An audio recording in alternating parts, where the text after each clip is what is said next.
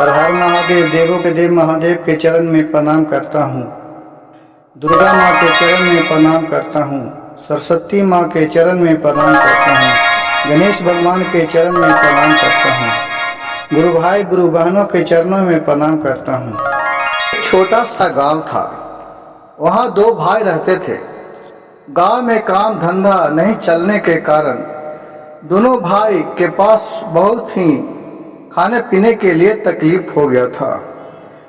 दोनों भाई ने रात में आपस में वार्ता किए कि भाई हम दोनों नहीं हैं तो क्यों न बाहर कमाने के लिए चले, वहाँ से कुछ कमा के लाएंगे तो अपना गृहस्थी बेचते चलेगा।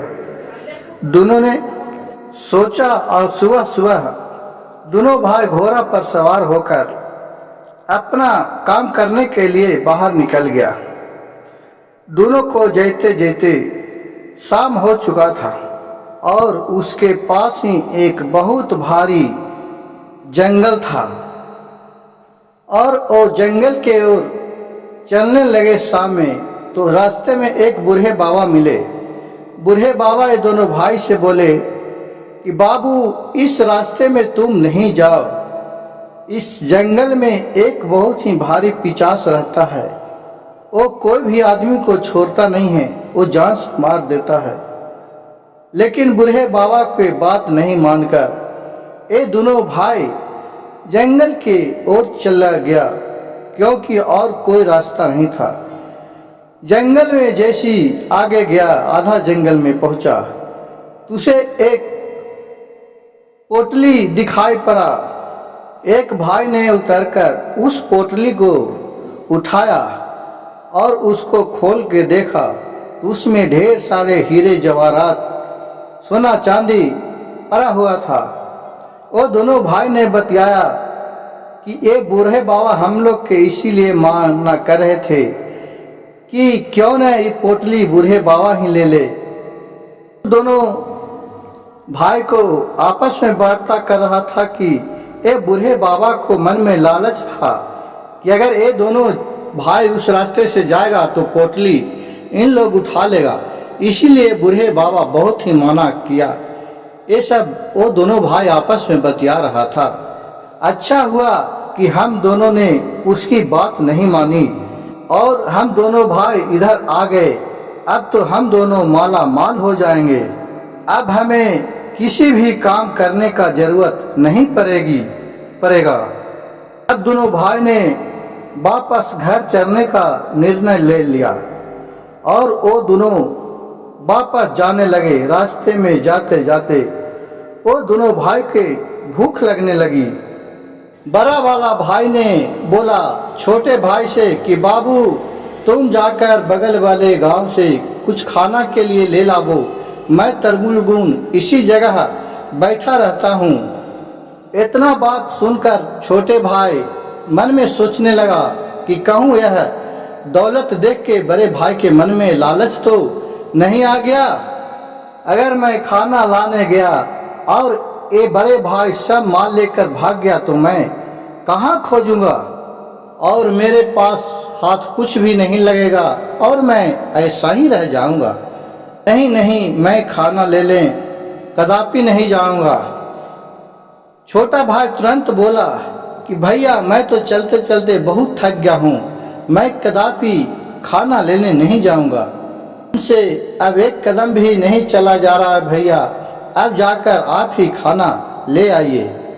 ये बात सुनकर बड़े भाई के भी मन में वही बात समझ में आया जो छोटा भाई सोच रहा था कि अगर मैं खाना लाने गया और छोटा भाई सब लेकर रफू दफू हो जाएगा तो मैं कहाँ खोजा करूँगा। ये बात छोड़कर दोनों उसी जगह बैठ गया और फिर धीरे धीरे बहुत कस के प्यास लगा तो बड़ा भाई फिर छोटे भाई से बोलता है कि बाबू, तुम जाकर नहीं है तो खाना ले लाओ। भाई ने फिर जाने से इनकार कर दिया। दोनों भाई कहा ठीक है, हम दोनों यहीं बैठ जा और दोनों भाई एक वृक्ष के नीचे दोनों बैठ गया और विश्राम करने लगा। ये दोनों भाई के एक के प्रति दूसरे भाई के लिए एक गलत विचार आ रहा था और इसके मन में कुछ भी नहीं समझ में आ रहा था। बेबस होकर बड़ा भाई बोला कि ठीक है, मैं जाता हूँ और यूट को भी खाना खिला कर लेके आता हूँ। बोला कि ठीक है जाइए, लेकिन छोटा भाई बोला कि ये धन का पोटली हमारे पास रह दीजिए। और ये बोलकर पोटली छोटा भाई को दे दिया और दोनों ऊँट के साथ में लेकर वो पास वाले गांव में धीरे धीरे चला गया।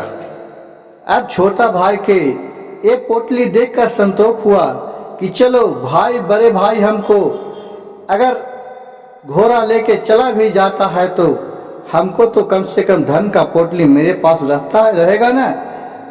घोड़ा कौन सा ज़्यादा पैसा में बिक जाएगा, लेकिन मेरे पास तो हीरे जवाहरात का एक पोटली पड़ा हुआ है। और सुबह से शाम हो गया, लेकिन तो पर भी छोटा भाई के मन में उस बुरी बुरी निगाहें आ रहा था कि अगर बड़ा भाई आएगा तो उसको मैं इसी जगह मार दूंगा जान से, और मैं ये पोटली लेकर भाग जाऊंगा। इसमें से मैं उसको एक भी हिस्सा देने वाला नहीं हूँ। और छोटे भाई उसको खोला तो देख रहा है कि इसमें कंकर है। अब उसको तो बेचैनी छा गया और उसी जगह उससे मृत्यु को प्राप्त हो गया। अब बड़े भाई तो पूरा खुश में है कि चलो, मैं तो छोटे को बहुत ही बेवकूफ बनाया है, अब तो मेरे पास 2 घोड़ा और हीरे जवाहरात पड़ा हुआ है। सोचा कि मैं दोनों घोड़ा को बेचकर मैं माले माल हो जाऊंगा।